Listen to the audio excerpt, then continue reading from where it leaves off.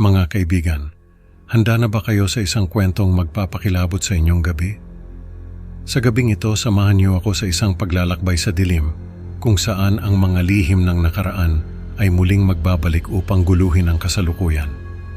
Isang graphic designer sa Makati ang biglang nakaharap sa mga multo ng kanyang pamilya, lalo na ang mga nakakakilabot na painting ng kanyang ama. Ano kaya ang mga misteryong nakatago sa mga obra ni Papa Ramon? At paano ito magbabago sa buhay ni Maricar? Tara, alamin natin ang kanilang kwento sa Ang Pagtatagpo ng Dilim. Magandang gabi po sa inyong lahat mga Pinoy horror fans. Ako po si Maricar at gusto kong magpasalamat sa inyo sa paglaan ng oras para pakinggan ang kwento ko. Nakatira ako dito sa Makati sa isang maliit na condo unit. Dito ako nagtatrabaho bilang isang graphic designer. Ang buhay ko ay simple lang pero puno ng mga pagsubok, lalo na pagdating sa pamilya. Si Mama Tess at Papa Ramon ang mga magulang ko. Si Mama palaging may reklamo kay Papa, lalo na tungkol sa mga nakaraan nilang alitan. Pero kahit ganon, mahal ko sila pareho. Ang kwento ko ay tungkol sa mga pangyayari na nagbago ng pananaw ko sa buhay at sa relasyon namin ni Papa. Nasa isang maliit na condo unit ako sa Makati, abala sa pag-aayos ng mga disenyo para sa isang malaking kliyente. Sa likod ng aking isipan, naririnig ko ang walang humpay na reklamo ni Mama Tess tungkol kay Papa Ramon.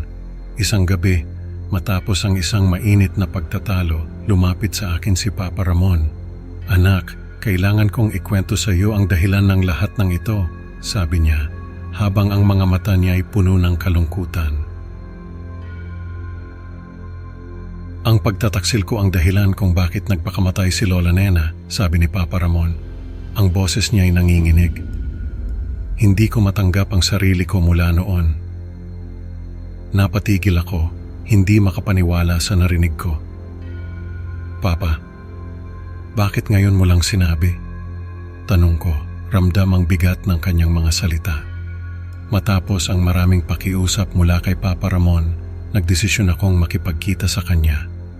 Sa unang pagkakataon, nakita ko ang aking ama na puno ng pagsisisi at lungkot. Sa paglabas ko ng bahay, naramdaman kong may malaking pagbabago sa pagitan namin. Sa isang maliit na art studio sa bahay ni Papa Ramon, napansin ko ang mga canvas na puno ng makukulay na tanawin. Ang bawat sulok ng studio ay puno ng mga pintura at brushes. "Gusto mo bang matutong magpinta?" tanong ni Papa Ramon habang inaabot sa akin ang isang brush. Sa bawat Sabado, nagiging bonding moment namin ang pagtuturo niya sa akin kung paano magpinta. Sa bawat session namin, nararamdaman ko ang unti-unting pag-open up ni Papa. Nagiging mas malapit kami sa isa't isa. Sa bawat stroke ng brush, nararamdaman ko ang koneksyon sa aking ama. Ngunit napansin ko rin ang pagbabago sa kanyang mga obra. Ang dating makukulay na tanawin ay napalitan ng mga imahe ng kadiliman at kalungkutan. Nang ma-diagnose si Papa Ramon ng Alzheimer's disease, ang kanyang mga painting ay naging mas disturbing at hindi na makilala. Ang bawat obra ay tila may dalang mensahe ng kanyang kalungkutan at takot. Nasa isang tahimik na gabi ako sa bahay ni Papa Ramon, nag-aayos ng kanyang mga gamit. Ang bawat sulok ng bahay ay puno ng mga alaala ng aming mga bonding moments. Bawat item na hawakan ko may kasamang alaala. Isang lumang brush na ginamit namin, isang canvas na hindi natapos. Nakakalungkot isipin na wala na siya, pero kailangan kong magpatuloy. Habang nag-aayos ako, natagpuan ko ang isang huling self-portrait ni Papa Ramon na tila napaka-accurate at eerie. Ang mga mata sa painting ay tila tumatagos sa aking kaluluwa. Hindi ko maiwasang titigan ang painting. Parang may gustong sabihin si Papa sa akin. Parang buhay na buhay ang mga mata ni Papa dito. Bulong ko sa sarili habang ipinaskil ko ang painting sa aking kwarto. Sa bawat gabi, tila nararamdaman ko ang presensya ni Papa sa loob ng kwarto. Ang bawat tunog at anino ay tila may dalang mensahe mula sa kanya. Isang gabi, nagising ako sa pakiramdam na may malamig na hangin na dumadampi sa aking balat. Napagtanto ko na ang presensya ni Papa ay naroon pa rin, nagbabantay sa akin. Hindi ko maiwasang mag-isip kung ano ang gusto niyang iparating. Bawat gabi, mas lumalalim ang aking takot. Sa mga sumunod na gabi, napansin ko na tila bumubukas ang mga mata ng painting ni Papa Ramon. Ang bawat pagkurap ng mata ay tila isang panaginip na nagiging totoo. Siguro pagod lang ako, sabi ko sa sarili. Ngunit ang takot ay unti-unting lumalamon sa akin. Ang bawat gabi ay nagiging mas nakakatakot. Maricar, tulungan mo ako, narinig kong bulong mula sa painting. Ang boses ni Papa ay puno ng desperasyon at takot. Isang gabi habang natutulog ako, naramdaman kong hinihila ako ng mga kamay ni Papa mula sa painting. Ang malamig na haplos ng mga kamay ay nagdulot ng kilabot sa aking buong katawan. Papa, anong ginagawa mo? Sigaw ko habang pilit na nilalabanan ang mga kamay na humihila sa akin. Ang mga kamay ay tila may sariling buhay, hindi ko maintindihan kung paano ito nangyayari. Ang bawat galaw ay puno ng takot at desperasyon. Sa wakas, nagising ako sa aking kwarto at ang painting ay bumalik sa dati nitong anyo. Napagtanto ko na hindi basta-basta ang painting at may kinalaman ito sa kaluluwa ni Papa. Naisip kong baka may hindi pa natatapos na bagay si Papa sa mundong ito. Nung mga panahong hindi ko na kaya ang mga nangyayari, nagdesisyon akong humingi ng tulong sa isang albularyo. Grabe, bawat hakbang ko patungo sa bahay niya ay puno ng kaba at takot. Parang may mga matang nakamasid sa akin habang naglalakad ako. Pagdating ko doon, tinignan niya agad ang painting ni Papa. May hindi pa natatapos na misyon ng kaluluwa ng iyong ama, sabi ng albularyo habang tinitignan ang painting. Kailangan mong tulungan siyang makahanap ng kapayapaan. Naramdaman ko ang bigat ng responsibilidad.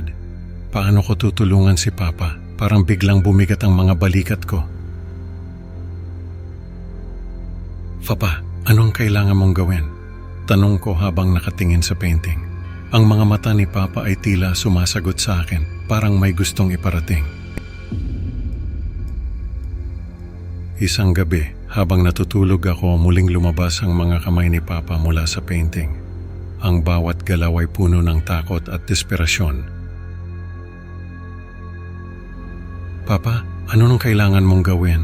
Sigaw ko habang pilit na nilalabanan ang mga kamay na humihila sa akin. Parang walang katapusan ang laban na yon. Pero sa wakas, nagising ako sa aking kwarto at ang painting ay bumalik sa dati nitong anyo.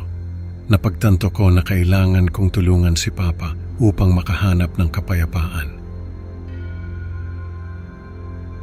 Naisip kong baka may hindi pa natatapos na bagay si Papa sa mundong ito. Kailangan kong malaman kung ano ito upang matulungan siyang makahanap ng kapayapaan. Humingi ako ng paumanhin sa aking mga kapitbahay para sa kaguluhan. Ang bawat salita ay puno ng pagsisisi at pag-aalala.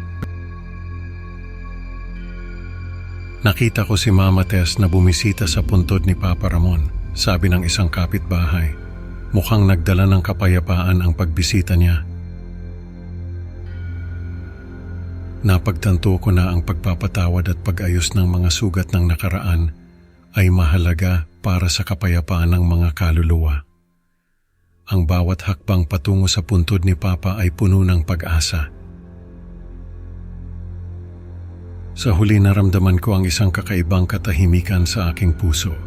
Ang bawat hakbang patungo sa bahay ay puno ng kapayapaan.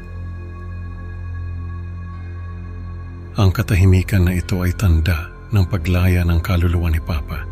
Ang bawat araw ay puno ng bagong pag-asa at pag-ibig. Mga kaibigan, ang kwentong ito ay nagpapaalala sa atin na ang mga sugat ng nakaraan ay dapat paghilumin upang makamit ang tunay na kapayapaan. Salamat sa pakikinig at huwag kalimutang i-like at i-subscribe ang Creepy Pinoy Stories para sa mas marami pang nakakakilabot na kwento. Hanggang sa susunod na upload mga kaibigan. Tandaan, Baka ang mga mata sa painting ay nakatingin sa iyo ngayon. Paalam.